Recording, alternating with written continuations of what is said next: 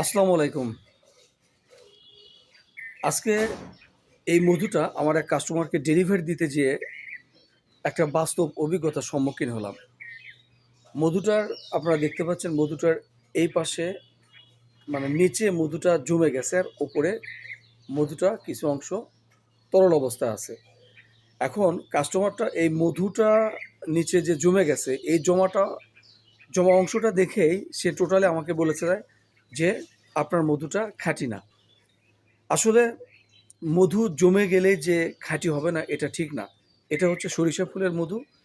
এটা এটাতে গ্লুকোজের পরিমাণ মানে কাস্টমারটা জানে না বা আপনারা হয়তোবা অনেকে জানেন না। সরিষা ফুলের মধুতে গ্লুকোজের পরিমাণ বেশি থাকে বলে সরিষা ফুলের মধুটা আ জমে যায়। আর অনেক সময় গরমের সময় দেখা যায় যে কিছু অংশ ওপরে মধু তরল অবস্থায় থাকে আর যে মধুটা যে অংশটুকু জমে আছে সেটা হচ্ছে যে নিচে পড়ে থাকে। এটা হচ্ছে প্রাকৃতিক মধুর বৈশিষ্ট্য। আসলে এই সরিষা ফুলের মধুটার বৈশিষ্ট্যটাই হচ্ছে এটা। আপনারা কতটুকু জানেন এটাই কমেন্টস করে জানাবেন। Thank you very much. Thanks for watching.